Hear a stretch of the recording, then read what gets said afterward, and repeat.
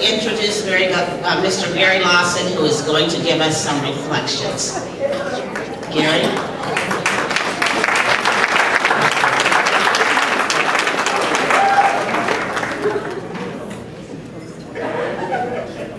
I want you to focus on me for a moment, so you don't have to look out there and see what's happening with the weather. But I truly want to thank all of you for coming out here this evening. I think Brother Watkins stood himself proud this evening. I think he said some things, if you were listening, about what happens in communities. Because a lot of times we talk past each other. We do the same old tired things. We don't let in new ideas. We talk to the same old folks. We don't like change and expect things to get better. It doesn't happen that way. If you want to remain a chicken, you'll be a chicken by yourself. Right? Young folks, don't let this happen to you. There was a bad recession in 2008. Most of us in the community were not prepared for that. And when we tried to prepare for it, the folks that were in positions to make decisions didn't want to listen. Or you all forgot that, didn't you? Well, you wait till the next one comes along, because that's the cycle of business. It's natural order of business. Prosper, recession. Prosper, recession. It happens that way. The next time it's going to be rougher. Where will you be? I'm talking to you young folks. The old folks, they didn't did that thing. They didn't did that thing. I hope they could pass you some knowledge, but not the knowledge of chickens, but the knowledge of eagles. And I believe in that. I believe in that. I refuse to be a chicken. You know, I refuse to be a chicken.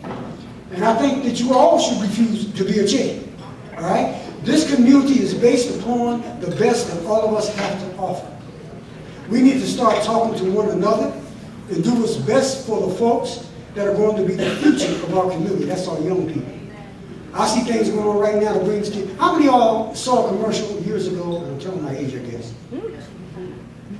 They used to have a Native American sitting on the hillside watching folks ride down the highway throwing trash out the window.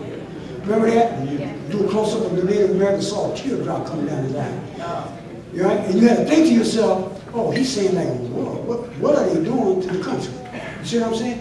I feel that way many times when I see what goes on in the community. I feel like popping a tear. I see folks get up and do grandiose things, taking folks down the wrong track, and don't nobody want to hold them in check. You understand? This is not to be a popular thing that I'm saying. This is to be a realistic thing that I'm saying. I'm going to leave you with this message. How many of you watch vampire movies?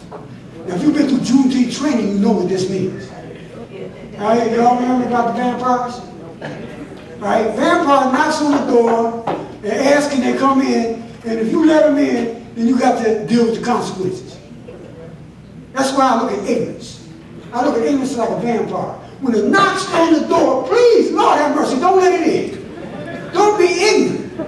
I'm not talking about being smart or dumb. I'm saying don't be ignorant. If you have access to the right information, get off your lazy behind, go out and embrace it and utilize it. That's what I'm talking about. That's all I'm saying. Some of you all have lived a good life and you have not produced the way you should have. Right? None of us are perfect. But some of you have been in a position to make change in this community. And you've been allowed to be held unaccountable. And what you left behind is just redoing things that were done 20 years ago. We're redoing them now. And you call that progress? I'm sorry, I don't. So I called this little convention together tonight to talk to young folks. Don't let the vampire at the door come in. It's up to you to ask, just like this young man asked years ago.